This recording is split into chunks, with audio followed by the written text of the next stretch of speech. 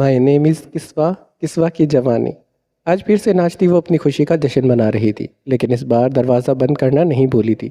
اس کی خوشی کی وجہ یہ تھی کہ آج اس کا لاسٹ پیپر تھا، اور پڑھائی کے ساتھ اس کی جان آریان سے بھی چھوٹ چکی تھی۔ اب کم از کم روزانہ اس کی ڈانٹ سن کر زبردستی پڑھنا تو نہیں پڑے گا۔ لیکن وہ یہ نہیں جانتی تھی کہ جس سے جان چھوٹنے پر وہ خوشیاں منا رہی تھی، اب وہی جان کے پیچھے لگنے والا تھا۔ کسوا، آواز پر اس نے ڈر کر دیکھا، لیکن سمرین بیگم کو دیکھ کر سانس میں سانس آئی۔ اف اماں سائیں، آپ نے تو ڈرا ہی دیا تھا۔ تم سے کچھ بات کرنی ہے بیٹا، ادھر بیٹھو۔ انہوں نے بیڈ پر بیٹھتے ہوئے اسے پیار سے اپنے قریب بلایا، جس پر کسوا نے مشکوک نگاہوں سے انہیں دیکھا۔ بھلا اسے کب سے کوئی اتنی عزت سے بلانے لگا تھا؟ ادھر آؤ۔ ان کے دوبارہ کہنے پر وہ جا کر ان کے پاس بیٹھ گئی۔ جی کہیے۔ ہم نے تمہاری شادی طے کر دی ہے، عالم کے ساتھ ہی تمہاری شادی بھی ہو جائے گی۔ ہیں؟ یہ کب ہوا؟ مجھے تو لڑکے والے دیکھنے بھی نہیں آئے، اور آپ نے مجھے لڑکے کی تصویر بھی نہیں دکھائی۔ ایک منٹ، کہیں ایسا تو نہیں کہ کسی لڑکے نے مجھے دیکھ لیا ہو اور مجھے پر اپنا دل ہار بیٹھا ہو، اور کہہ رہا ہو کہ شادی کروں گا تو صرف کسوا شاخ سے، اسی لیے آپ لوگوں نے میری شادی بھی طے کر دی۔ اس کے کہنے پر سمرین بیگم نے اس کے سر پر چپت لگائی۔ بات تو سن لو، ہر وقت اپنی ہی بولنے میں رہتی ہو۔ ہم کیوں تمہاری شادی کسی اور سے کریں گے جب گھر میں ہی اتنا پیارا لڑکا ہے؟ ہمارے گھر میں کون سا پیارا لڑکا آ گیا؟ آریان۔ ان کے کہنے پر اس کا جوش مانند پڑ چکا تھا، لیکن پھر خود ہی ہنسنے لگی۔ ہی، اپریل فول، لیکن اماں سائی، یہ اپریل کا مہینہ نہیں ہے، اور ایک بات اور، آپ کو مذاق کرنا بالکل بھی نہیں آتا۔ کسوا، بڑی ہو جاؤ۔ آریان اور تمہاری منگنی بچپن میں ہی طے ہو گئی تھی، اور سب نے مل کر تم دونوں کی شادی کی تاریخ طے کر دی ہے۔ سمرین بیگم نے اس کے گال پر ہاتھ پھیرا اور اٹھ کر جانے لگی، لیکن پھر مڑ کر اسے دیکھا جو سن سی بیٹھی تھی۔ تمہیں وقت دے رہے ہیں یہ سوچنے کے لیے نہیں کہ تمہیں آریان سے شادی کرنی ہے یا نہیں، بلکہ اس لیے تاکہ تم اس رشتے کو قبول کر لو۔ وہ کہہ کر جا چکی تھی، لیکن وہ غائب دماغی سے وہیں بیٹھی رہی۔ آریان لالا، میری بات سنیں۔ آپ کو پتہ ہے اماں سائی کیا کہہ رہی ہیں؟ دھڑم سے دروازہ کھول کر وہ اس کے کمرے میں داخل ہوئی، جہاں وہ سادے سے ٹراؤزر اور شرٹ میں اپنے لیپ ٹاپ پر جھکا کوئی کام کر رہا تھا۔ اسے ایک نظر دیکھ کر وہ دوبارہ سے اپنے کام میں مصروف ہو گیا۔ وہ اس کے کمرے میں ہمیشہ ایسے ہی آتی تھی، جس پر وہ اسے کچھ نہیں کہتا تھا، کیونکہ بقول اس کے یہ کمرہ کسوا کا بھی تھا۔ لیکن یہ بات کسوا نے آج تک نوٹ ہی نہیں کی تھی کہ اس طرح کمرے میں داخل ہونے پر آریان نے اسے آج تک نہیں ڈانٹا تھا۔ کیا کہا ہے؟ آپ کی اور میری شادی ہو رہی ہے، استغفر اللہ۔ کہتے ساتھ اس نے دونوں کانوں کو ہاتھ لگا کر استغفر اللہ کہا۔ بہت جلدی نہیں پتہ چل گیا تمہیں؟ آریان کے انداز نے اسے کھٹکنے پر مجبور کر دیا۔ مطلب یہ کہ سارا گھر یہ بات جان چکا ہے سوائے تمہارے، لیکن اچھی بات ہے تمہیں بھی پتہ ہی چل گیا۔ آپ جانتے ہیں؟ ہاں میں جانتا ہوں۔ تم منع کرے نا اس شادی سے۔ میں کیوں منع کروں گا؟ اپنی جگہ سے اٹھ کر وہ اس کے سامنے جا کھڑا ہوا۔ کیونکہ آپ مجھے پسند نہیں کرتے۔ اور یہ میں نے کب کہا کہ میں تمہیں پسند نہیں کرتا ہوں؟ آپ نے نہیں کہا، لیکن میں جانتی ہوں، اور میں آپ سے شادی نہیں کر سکتی، کیونکہ آپ میرے لیے میرے بھائی ہیں۔ اس کے کہنے پر آریان نے اس کا ہاتھ پکڑ کر اسے ایک جھٹکے سے اپنے قریب کیا۔ یہ آپ کیا کر رہے ہیں آریان لالا؟ چھوڑے مجھے۔ اس نے اپنا ہاتھ اس کی گرفت سے چھڑوانا چاہا، لیکن وہ اس کی بات کا جواب دیے بنا یک ٹک اس کے معصوم چہرے کو دیکھ رہا تھا۔ اس کی آنکھوں میں عجیب ہی تاثر تھا جو آج سے پہلے کسوا نے نہیں دیکھا تھا۔ جا کر سکون سے اپنی شادی کی تیاریاں کرو، اور آج کے بعد غلطی سے بھی تمہاری زبان سے میرے لیے لالا نہیں نکلنا چاہیے، ورنہ جس طرح سے تمہیں بتاؤں گا کہ میں تمہارا لالا نہیں ہوں، وہ طریقہ تمہیں یقیناً پسند نہیں آئے گا۔ اس کا گال تھپ تھپا کر آریان نے اسے چھوڑا، اور ایسا کرتے ہی وہ اپنی بھیگی آنکھیں لیے اس کمرے سے بھاگ گئی تھی۔ کسوا، کیا ہوا ہے تمہیں؟ کمرے میں داخل ہوتے ہی وہ پریشانی سے اس کے پاس گئی تھی۔ وہ تو یہاں اس سے باتیں کرنے آئی تھی، لیکن اسے روتا دیکھ کر وہ اسے اچھی خاصی پریشانی ہوئی تھی۔ آپ یہ سب لوگ زبردستی میری شادی آریان لالا سے کروا رہے ہیں۔ ہچکیوں سے روتے وہ آئرہ سے سب کی شکایت لگا رہی تھی، اور آئرہ کو اس وقت وہ انتہا کی معصوم لگی تھی۔ تو اس میں کیا ہوا؟ شادی تو تم نے کرنی ہے نا، تو آریان لالا سے کیوں نہیں؟ اس نے اسے سمجھانا چاہا کیونکہ اس کے علاوہ وہ اس کے لیے کچھ اور نہیں کر سکتی تھی۔ میں انہیں واقعی میں بھائی سمجھتی ہوں، میں ان سے شادی کیسے کر سکتی ہوں؟ مجھے نہیں کرنی ان سے شادی، آپ پلیز کچھ کریں۔ اس کے آنسو صاف کرتے ہی آئرہ نے اسے اپنے ساتھ لگایا۔ وہ جانتی تھی کہ وہ کسوا کے لیے کچھ نہیں کر پائے گی۔ وہ تو شہر میں رہتی تھی، ایسی جگہ جہاں کا پتہ بھی کوئی نہیں جانتا تھا، لیکن پھر بھی اسے زبردستی یہاں لایا گیا، اور اب اس کی مرضی کے خلاف اسے انچاہے رشتے میں باندھ دیا جا رہا تھا۔ تو پھر کسوا تو ہمیشہ سے یہیں رہی تھی، وہ کتنی ہی کوشش کر لیتی، فی الحال اس کے بس میں ایسا کچھ نہیں تھا جس سے وہ کسوہ کے لیے کچھ کر پاتی۔ رات کے 2 بج رہے تھے جب اس کا فون چلانے لگا۔ اس نے کوفت سے سائڈ لیمپ آن کر کے سائڈ ٹیبل پر رکھا اور اپنا موبائل اٹھایا جہاں ایک انجان نمبر سے کال آ رہی تھی۔ وقت دیکھتے ہی اسے کال کرنے والے پر غصہ آیا جو رات کے اس وقت سے پریشان کر رہا تھا۔ وہ ایک ڈاکٹر تھی اور کوئی ایمرجنسی بھی ہو سکتی تھی، اس لیے اس کے پاس رات کے اس وقت فون آنا نارمل بات تھی۔ لیکن وہ یہ بھی جانتی تھی کہ یہ فون کال ہاسپٹل سے نہیں بلکہ مرتضیٰ کی ہے، اور یہی اس کے غصے کی وجہ تھی۔ پہلے سوچا کاٹ دے، پھر ذہن میں یہی خیال آیا کہ شخص کا کوئی بھروسہ نہیں ہے، فون نہ اٹھانے پر وہ اس کے گھر کے باہر آ کھڑا ہو جائے، اس لیے مجبوراً اس نے کال اٹھا لی۔ ویسے بھی وہ اس وقت اسی شہر میں تھا۔ ہیلو، اور اس کی توقع کے مطابق دوسری طرف وہی تھا۔ سو رہی تھی وہ، جو پہلے ہی نیند اور غصے میں تھی۔ اس کے اس طرح پوچھنے پر غصہ مزید چڑھ گیا۔ نہیں تو پارک میں واک کر رہی تھی، اس نے جہاں تب کر کہا۔ دوسری طرف سے جواب سن کر اسے مزید تب چڑھ گئی تھی۔ میری جان، یہ بھی کوئی وقت ہوتا ہے واک کرنے کا؟ تمہیں سو جانا چاہیے۔ تم نے میرا دماغ کھانے کے لیے فون کیا ہے؟ نہیں تو تمہاری آواز سننے کے لیے۔ تو سن لی، اب میں فون بند کر رہی ہوں۔ ارے بات تو سنو، اس نے کہنا چاہا، کچھ دوسری طرف سے کال کٹ ہو گئی تھی۔ بڑی بے مروت لڑکی ہے یار مرتضیٰ شاہ، تمہیں بڑی دنیا میں ایک یہی لڑکی ملی تھی؟ ایک سرد آہ بڑھتے اس نے بڑبڑاتے کہا، اور پھر سے اس کے خیالوں میں کھو گیا۔ اپنے کمرے سے نکل کر منہ بناتی عالم کے پاس آ کھڑی ہوئی تھی۔ اسے سمجھ نہیں آ رہا تھا اتنی صبح شاپنگ پر کون جاتا ہے، اور سامنے کھڑے شخص پر بے انتہا غصہ آیا تھا جس کی نیند خراب کر چکا تھا اور اب اسے ہی دیکھ رہا تھا۔ اب مجھے ہی دیکھتے جاؤ گے یا چلو گے بھی؟ ایسے حلیے میں جاؤ گی؟ کیوں، کیا ہوا ہے میرے حلیے کو؟ اس نے ایک نظر اپنے کپڑوں کو دیکھا۔ بلو جینز کے ساتھ اس نے وائٹ کلر کی گھٹنوں تک آتی فراک پہن رکھی تھی اور اپنے دوپٹے کو گلے میں مفرل کی طرح ڈالا ہوا تھا۔ جاؤ چادر اوڑھ کر آؤ۔ مجھے نہیں اوڑھنی کوئی چادر، ایک تو تم نے میری نیند خراب کر دی، اتنی صبح صبح مجھے اٹھا دیا، اور اب حکم دے رہے ہو؟ ہاں تو اسی لیے جلدی جا رہے ہیں تاکہ جلدی واپس آ جائے، اور جہاں تک بات ہے اتنی صبح کی، تو 10 بج رہے ہیں، ہم سب فجر میں ہی اٹھ جاتے ہیں۔ لیکن تم شہر سے آئی لڑکی ہو، تمہارے لیے یہ صبح کا وقت ہوگا، اور تم اس وقت گدھے گھوڑے بیچ کر سوتی ہوگی۔ میرے پاس گھوڑے نہیں ہیں، البتہ گدھا اب مل گیا ہے۔ دوسری بات سنتے ہی اس نے بڑبڑاتے کہا، کیا بولا تم نے؟ میں نے بولا کہ میرے پاس گدھے اور گھوڑے نہیں ہیں، اب میں جا رہی ہوں۔ اگر تم 5 منٹ تک نہیں آئے تو میں واپس نہیں آؤں گی اور میں سونے چلی جاؤں گی، تیز لہجے میں کہتی وہ باہر چلی گئی۔ کر لو اپنی نیند پوری، شادی کے بعد تو ویسے بھی تمہاری نیندیں حرام ہونے ہی والی ہیں۔ زیر لب بڑبڑاتے وہ باہر جانے کے بجائے مبشرہ بیگم کے پاس چلا گیا۔ وہ باہر آیا تو اپنے کمر پر ہاتھ رکھے وہ اس کا انتظار کر رہی تھی۔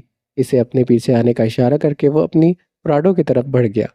اس کی گاڑی راستے کی جانب بڑھ رہی تھی جب ایک دم سے ہی آئرہ رکی اور اپنے موبائل میں مگن ہوئی۔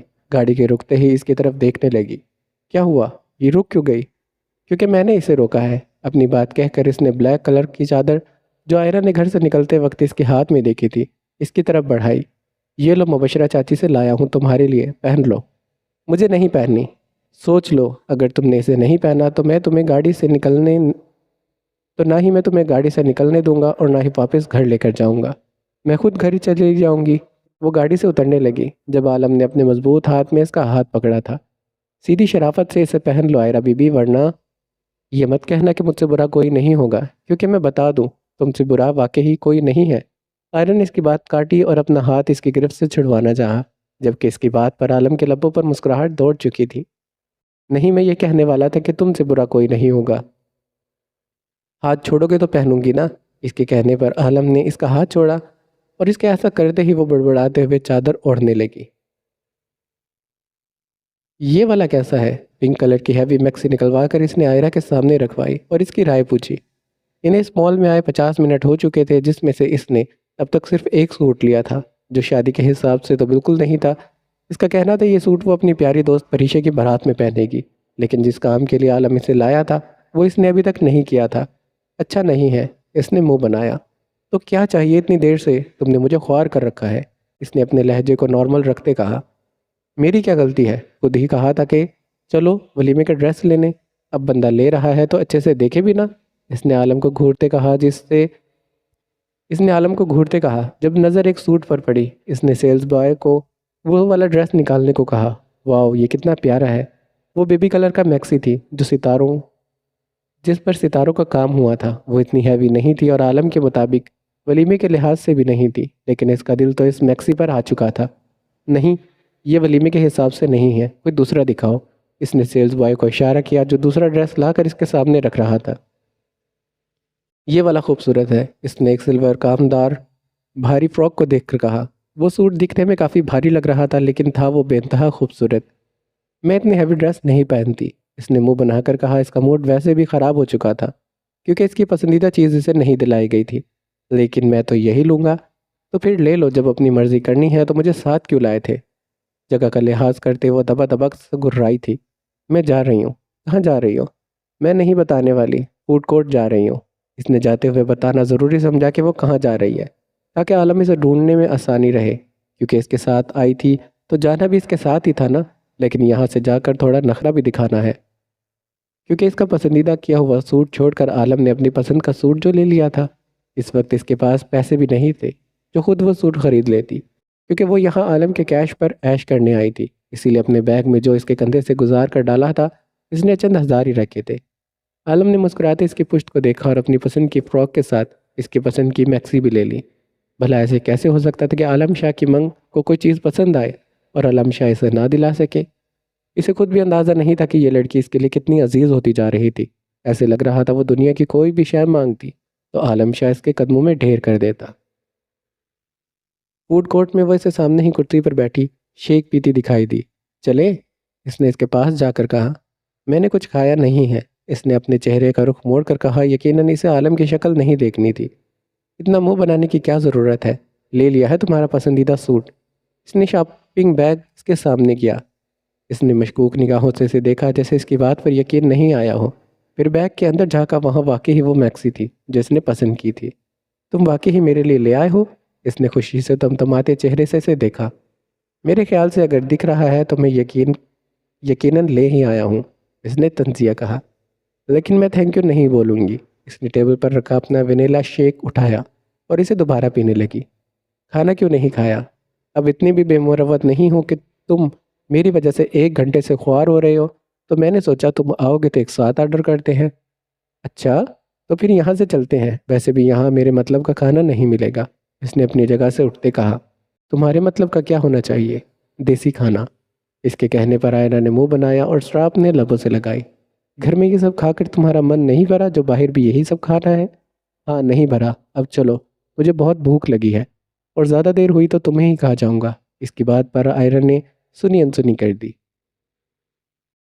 اللہ تعالیٰ پلیز یہ سب جھوٹ ہو، آریان لالا سے شادی کی بات صرف مذاق ہو، کوئی آ کر مجھے کہہ دے کہ سوا تمہیں بیوقوف بنایا گیا ہے۔ نماز مکمل کر کے وہ اپنی دعا مانگ رہی تھی۔ جب اسے اپنی اور آریان کی شادی کا علم ہوا تھا تب سے اس کی ہر نماز کے بعد یہی دعا تھی۔ وہ بھلا کیسے اسے شادی کر سکتی تھی؟ وہ تو اسے اپنا بھائی مانتی تھی اور آریان جیسے شخص تو کبھی بھی اس کا آئیڈیل نہیں تھا۔ اسے کبھی کبھی یہ سب مذاق لگتا تھا کیونکہ اس کا تو شادی کا سوٹ تک بھی نہیں آیا تھا، اور اگر اس کی شادی ہوتی تو اس کا کچھ تو سامان ہوتا، لیکن ایسا نہیں تھا، ایسا کچھ نہیں تھا، جبکہ وہ یہ جانتی بھی نہیں تھی کہ آریان اس کا سارا سامان پہلے ہی لا چکا تھا اور اس کی شادی کی ساری تیاریاں تو کب سے مکمل تھی۔ آج مرتضیٰ اور پریشے کا نکاح تھا۔ شادی میں صرف بارات اور ولیمے کی تقریبات ہونی تھی۔ آج ان دونوں کی بارات تھی، کل آریان اور عالم کی، پرسوں ان تینوں کا ولیمہ تھا۔ ہر طرف گہما گہمی مچی تھی، پورا حال لوگوں سے بھرا تھا، لیکن پھر ہر طرف خاموشی بھی تھی، صرف مولوی صاحب کے بولنے کی آواز آ رہی تھی۔ پریشے شاہ ولد ظفر شاہ، آپ کا نکاح مرتضیٰ شاہ ولد یاور شاہ کے ساتھ 50,000 حق مہر کے سکہ راج الوقت طے پایا ہے۔ کیا آپ کو یہ نکاح قبول ہے؟ اس نے پھولوں کے بنے پردے سے مرتضیٰ کو دیکھا، جس نے بلیک کلر کا پرنس کوٹ پہنا تھا، بال جل سے جمے ہوئے تھے اور کوٹ میں سونے کا بروچ لگا رکھا تھا، جبکہ نظریں خود کو دیکھتی پریشے پڑتی۔ میری ایک بات کان کھول کر سن لو، تم اپنے اس کزن سے شادی نہیں کرو گی۔ تم نے کرنی بھی چاہی تو میں ایسا ہونے نہیں دوں گا، تو بہتر ہے پہلے اس سب سے انکار کر دو۔ مرتضیٰ کا کہا گا جملہ اس کے کان میں گونجنے لگا۔ اس نے دھیرے سے خود کو کہتے سنا، قبول ہے۔ کیا آپ کو یہ نکاح قبول ہے؟ آئندہ اس شخص کا نام اپنی زبان پر مت لانا، میری ہو تم، صرف میری، صرف مرتضیٰ شاہ کی۔ اس کے کانوں میں پھر مرتضیٰ کا کہا گیا جملہ گونجا تھا، قبول ہے۔ کیا آپ کو یہ نکاح قبول ہے؟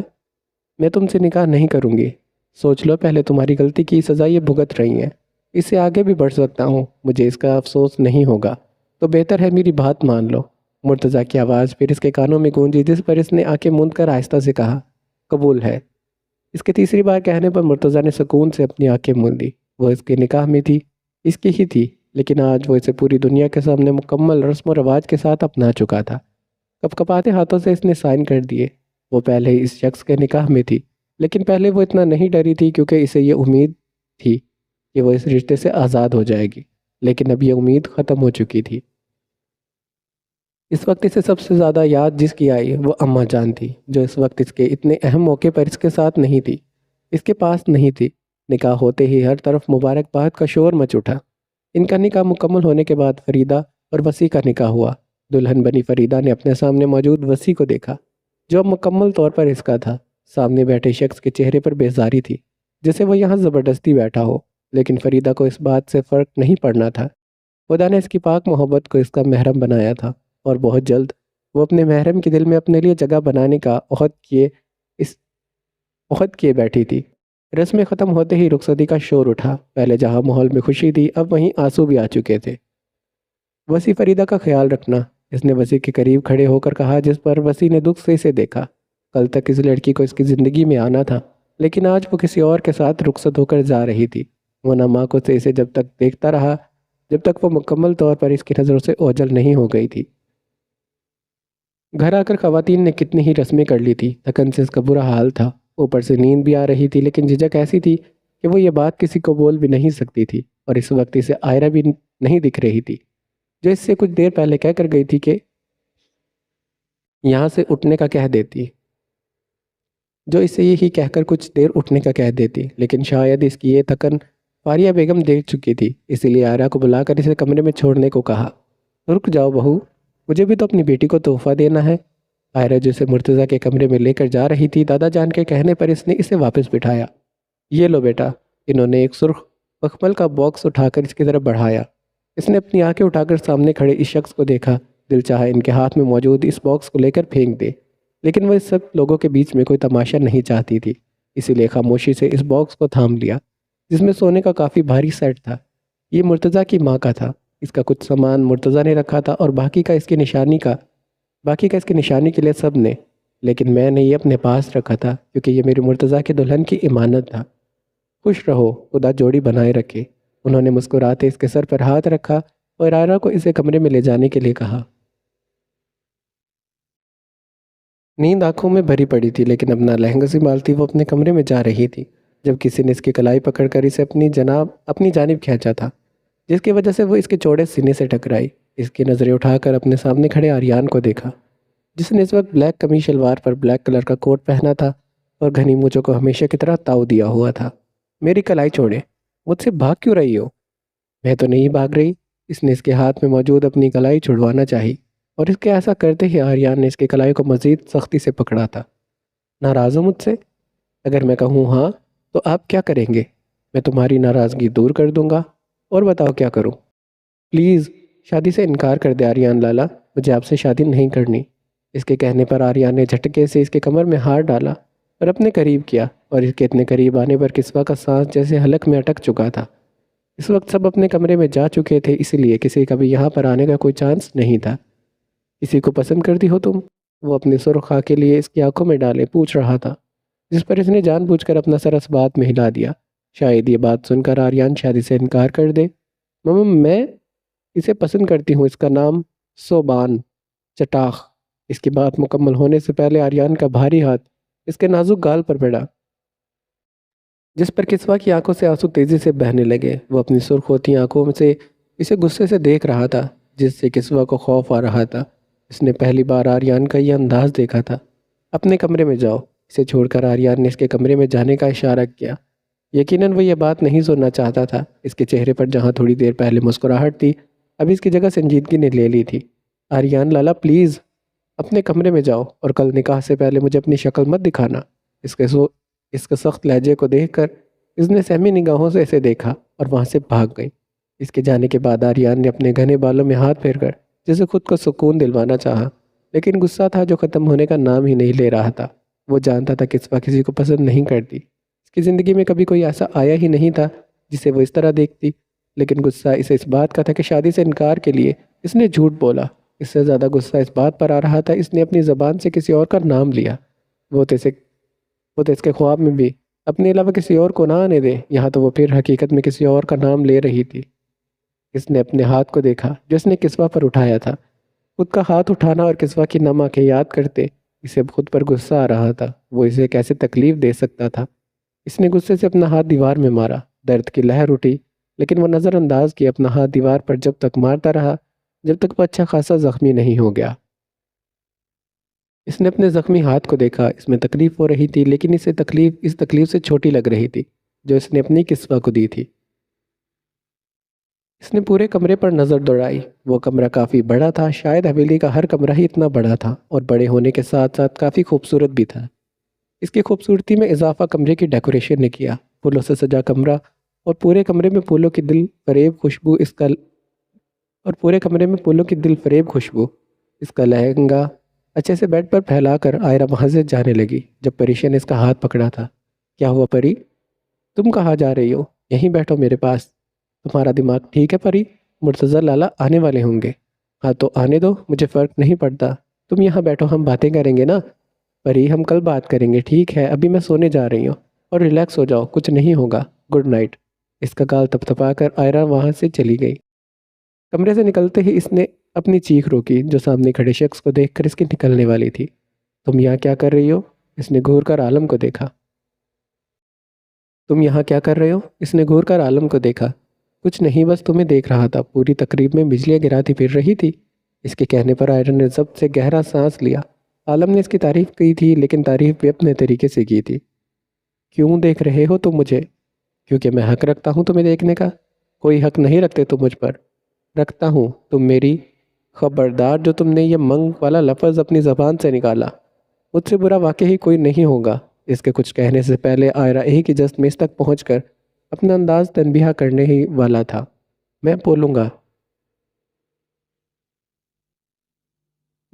گا اور اس میں کچھ غلط بھی نہیں ہے۔ تم میری زور سے چلاتی وہ وہاں سے بھاگ گئی تھی۔ چلانے کا مقصد یہ تھا کہ عالم کی کہی بات اسے سنائی نہ دے۔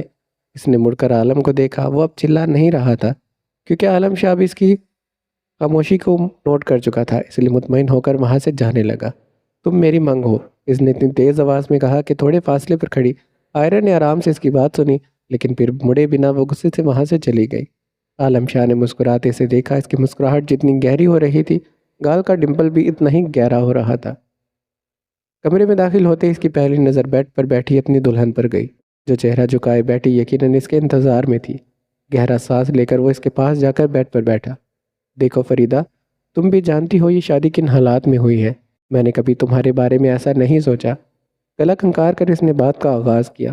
میں جانتا ہوں یہ سب تمہارے لیے مشکل ہے، شاید تمہارے ساتھ بھی زبردستی ہوئی ہے۔ تم بھی یقیناً کسی ایسے شخص سے شادی نہیں کرنا چاہتی ہوگی جس کی زندگی میں پہلے ہی کوئی اور ہو۔ اس کی بات سن کر سر مزید جھکائے اپنے آنسو ضبط کر رہی تھی۔ اسے تو یہ لگا تھا وسیع اس کا ہو گیا ہے، لیکن نہیں، وہ آج بھی پریشے کا ہی تھا۔ وہ اسے بتانا چاہتی تھی کہ اس نے ایسا کچھ نہیں سوچا۔ وہ تو اس کے ساتھ شادی ہونے سے پہلے ہی اپنے آپ کو خوش نصیب تصور کر رہی تھی، لیکن گلے میں موجود آنسوؤں کا گولا اسے کچھ بھی کہنے نہیں دے رہا تھا۔ میں کچھ وقت چاہتا ہوں، یہ سب بہت اچانک ہوا ہے، امید ہے تم میری بات کو سمجھو گی۔ جاؤ شاباش، چین کر کے سو جاؤ۔ نرم مسکراہٹ لیے وسیع نے سے دیکھا اور پھر اپنے گرم کپڑے نکال کر ڈریسنگ روم میں چلا گیا۔ فریدہ نے اپنا جھکا سر اٹھایا۔ آنسو جو وسیع کے سامنے رکے تھے وہ بہہ نکلے۔ وہ جانتی تھی وہ وقت اس رشتے کو سمجھنے کے لیے نہیں بلکہ اپنی زندگی میں واپس پریشے کو لانے کے لیے مانگ رہا ہے۔ وہ جانتا تھا کہ پریشے کو اس رشتے میں زبردستی باندھا گیا ہے، اور کہیں نہ کہیں اس کے دل میں یہ امید تھی پریشا ایک دن اس زبردستی کے رشتے سے نکل کر واپس اس کی زندگی میں آ جائے گی۔ اسے یہ سب خواب لگ رہا تھا، اس کا من چاہا ہم سفر اس کے عشق، اور اس وقت اس کے کمرے میں اس کے بیڈ پر بیٹھا تھا۔ مسکراتے ہوئے وہ جا کر اس کے پاس بیٹھ گیا۔ اس کے ایسا کرتے ہی وہ اپنا چہرے کا رخ موڑ کر بیٹھ گئی۔ السلام علیکم، اس کی بھاری آواز کمرے میں گونجی، لیکن وہ ہنوز ویسے ہی بیٹھی رہی۔ کم از کم سلام کا جواب تو دے دو۔ وعلیکم السلام۔ تو کیسا لگ رہا ہے یہاں بیٹھ کر، میری زندگی میں آ کر؟ وہ اس سے باتیں کرنے کی کوشش کر رہا تھا۔ سچ بتاؤں تو اپنا آپ ایسا لگ رہا ہے جیسے میں کوئی بوجھ ہوں جسے اماں نے اپنے سر سے اتار کر کسی کے بھی پلے باندھ دیا۔ مرتضیٰ کو اس کے ایسے جواب کی امید نہیں تھی۔ میں اگر یہاں تمہارے سامنے بیٹھی ہوں تو اس کی وجہ صرف میری اماں جان ہے، ورنہ میں مر جاتی لیکن تم سے شادی نہیں کرتی۔ اس کے کہنے پر مرتضیٰ نے اس کے بالوں میں ہاتھ پھنسا کر اسے اپنے قریب کیا۔ میرے سامنے آج کے بعد مرنے کی بات مت کرنا، ورنہ سچ میں بتا دوں گا کہ مرنا کسے کہتے ہیں۔ پریشا نے نظر اٹھا کر اسے دیکھا۔ بال چھوڑو۔ اس کا دوپٹہ جس کی پن اس نے پہلے ہی نکال دی تھی وہ بھی اس کے بال پکڑنے کی وجہ سے سر سے اتر چکا تھا۔ اس کی بات کا کوئی جواب دیے بغیر مرتضیٰ اس کی لپسٹک سے سجے ہونٹوں پر جھک گیا جو کب سے اسے بہکا رہے تھے۔ اس کے انداز میں بے حد نرمی تھی۔ وہ نرمی سے اس کے لبوں پر جھکا تھا، لیکن اس کے اتنے قریب آنا پریشا کو ناگوار گزرا۔ اس لیے اس کے کندھے پر ہاتھ مار کر وہ اسے خود سے دور کرنے لگی۔ اس کے ایسا کرنے پر وہ خود ہی اس سے دور ہو گیا۔ میں جانتا ہوں تمہارے لیے اس رشتے کو قبول کرنا مشکل ہے، اسی لیے میں تمہیں وقت دیتا ہوں۔ تم جتنا چاہے وقت لے سکتی ہو، جب تک تم اپنے دل سے راضی نہیں ہو جاؤ گی تب تک میں تمہارے قریب نہیں آؤں گا۔ ہاں، لیکن میری یہ شرارتیں تمہیں برداشت کرنی ہوں گی۔ اس کا شرارتوں سے کیا مطلب تھا وہ سمجھ چکی تھی۔ اس کے ہونٹوں پر ابھی تک اس کا لمس محسوس ہو رہا تھا۔ ہاں، لیکن میرا نہ صحیح اپنا خیال ضرور کر لینا، کیونکہ میں اپنی ہر تڑپ کا بدلہ تم سے لوں گا۔ تم اتنا ہی تڑپانا جتنا تم برداشت کر سکو۔ اس کے ماتھے پر پیار بھرا لمس چھوڑے وہ اٹھ کر ڈریسنگ روم میں چلا گیا تھا۔ جبکہ پریشا ابھی تک حیرت میں مبتلا تھی۔ وہ اسے وقت دے رہا تھا، وہ اسے وقت دے گا، یہ اس نے کبھی نہیں سوچا تھا۔ وہ ڈریسنگ روم سے نکلا تو وہ ابھی تک اسی طرح بیٹھی تھی جیسے وہ چھوڑ کر گیا تھا۔ بیوی، اگر ارادہ کچھ بھی اور ہو تو مجھے بتا دو، اس طرح یہاں بیٹھ کر میری نیت کیوں خراب کر رہی ہو؟ مرتضیٰ کی آواز پر وہ خیالوں کی دنیا سے باہر نکلی۔ تم نے مجھے وقت دیا ہے تاکہ میں اس رشتے کو سمجھ سکوں، لیکن اس سب کا کوئی فائدہ نہیں ہے، کیونکہ مجھے جیسے ہی موقع ملے گا میں یہاں سے چلی جاؤں گی۔ مجھے تم جیسے انسان کے ساتھ اپنی زندگی نہیں گزارنی۔ اس کے کہنے پر مرتضیٰ کو جیسے کوئی فرق نہیں پڑا تھا۔ اس نے چینج کر کے بلیک ٹراؤزر اور ڈارک بلو شرٹ پہنی تھی۔ ہو گیا ہو تو جا کر چینج کر لو، تمہارے کپڑے تمہارے وارڈروب میں موجود ہیں۔ اس کے کہنے پر وہ بنا کچھ کہے وہاں سے اٹھ کر واش روم چلی گئی۔ مرتضیٰ نے اپنے سجے ہوئے کمرے کو دیکھا، ایک نظر واش روم میں بند دروازے کو، پھر گہری سانس لے کر اپنے کمرے میں موجود اسٹڈی روم میں چلا گیا تاکہ دھیان پریشا سے دور ہو جائے۔ لیکن وہ جانتا تھا اس کا بھی کوئی فائدہ نہیں ہوگا، کیونکہ دل و دماغ ہر جگہ پر وہ پری قابض تھی۔ وارڈروب کھولتے ہی اس کی نظر اس میں موجود کپڑوں پر گئی۔ وہاں سمپل ہیوی نائٹ سوٹ، ہر طرح کے کپڑے موجود تھے، اور وہ بس حیرت سے ان کپڑوں کو دیکھ رہی تھی جس سے پوری وارڈروب بھری تھی۔ وہاں پر ہر طرح کے کپڑے تھے جو کہ سارے ہی بے انتہا خوبصورت تھے۔ یہاں سارے کپڑے انہی کلر کے تھے جس کلر کو وہ پہنتی تھی، اور اتنا علم تو اسے تھا یہ کام آئرہ کا ہے۔ بھلے سارے کپڑے مرتضیٰ لایا ہوگا، لیکن وہ کس طرح کے اور کون سے کلر کے پہنتی ہے یہ بات آئرہ کے علاوہ اس گھر میں بھلا اور کون جانتا تھا۔ آہستہ سے دروازہ کھول کر وہ کمرے میں داخل ہوا۔ کمرے کی لائٹ جل رہی تھی، وہ بیڈ پر سمٹی ہوئی ہر چیز سے بے خبر سو رہی تھی۔ وہ آہستہ سے چلتا اس کے قریب چلا آیا۔ نظر سب سے پہلے اس کے گال پر پڑی، جہاں اس کی انگلیوں کے نشانات کے ساتھ ساتھ آنسو کے نشان بھی تھے۔ یقیناً وہ روتے روتے سو گئی تھی۔ اس نے اپنی انگلی کی پور سے اس کے گال کو چھوا۔ دل چاہے اس کے گال پر اپنے لب رکھ دے، لیکن وہ ایسا نہیں کر سکتا تھا، کیونکہ سامنے سوئی یہ لڑکی اس کے لیے نامحرم تھی۔ آئی ایم سوری کسوا، وہ اس کے گال کو چھوتے کہہ رہا تھا، لہجے میں ملال تھا۔ تمہیں اندازہ نہیں ہے تمہارے معاملے میں کیسا ہوں، بلکہ مجھے خود بھی اندازہ نہیں ہے میں تمہارے معاملے میں کیسا ہوں۔ بس مجھے یہ پتا ہے کہ تم میرے لیے بہت ضروری ہو، اور میں آئندہ کبھی ایسا نہیں کروں گا، کبھی تم پر ہاتھ نہیں اٹھاؤں گا۔ اس کے ماتھے پر گری چند لٹے کان کے پیچھے کرے اس نے کمرے کی لائٹ آف کی اور کمرے سے چلا گیا۔ اپنا سوٹ ہاتھ میں سنبھال کر وہ آئرہ کے کمرے میں جا رہی تھی۔ بیوٹیشین وہیں تھی اور کسوا اور آئرہ بھی وہیں تیار ہو رہی تھی۔ آج ان کی بارات تھی اور گھر میں ہر طرف شور مچا تھا۔ گاؤں سے تھوڑے فاصلے پر ایک بڑا میرج ہال بنایا گیا تھا جو کچھ ماہ پہلے سکلین شاہ نے بنوایا تھا۔ آج ان کی بارات اسی ہال میں تھی اور کل ان تینوں کا ولیمہ بھی اسی ہال میں تھا۔ جاتے ہوئے ان کی نظر عالم پر پڑی جو فون پر بات کرتے ہوئے جا رہا تھا۔ انداز میں مصروفیت تھی، اسے دیکھ کر اس کی آنکھوں میں غصہ بھر گیا تھا۔ پل بھر میں وہ اس کے سامنے جا کر کھڑی ہوئی۔ میں بعد میں بات کرتا ہوں، اس نے پریشا کی طرف دیکھا، فون پر موجود دوسرے شخص سے کہا اور فون بند کر کے اس کی طرف متوجہ ہوا۔ جی بھابھی کہیے، جی بھابھی کہیے، آپ کو شرم نہیں آ رہی؟ آپ اس طرح زبردستی کر کے میری دوست کی زندگی برباد کر رہے ہیں۔ یہ آپ کا معاملہ نہیں ہے۔ کیوں نہیں ہے؟ وہ دوست ہے میری اور میں اس کے لیے لڑوں گی۔ ٹھیک ہے تو لڑیے، چند گھنٹے کے بعد نکاح ہے میرا آپ کی دوست سے، روک سکتی ہیں تو روک لیجئے، اطمینان سے کہہ کر وہ وہاں سے چلا گیا، جبکہ پریشا بس اس کی پشت کو گھورتی رہی۔ وہ بھی جانتی تھی کہ وہ آئرہ کا نکاح نہیں رکوا سکتی، لیکن اسے اپنی دوست کے لیے جو دکھ تھا، وہ عالم پر جو غصہ تھا، وہ بھی تو اتارنا تھا۔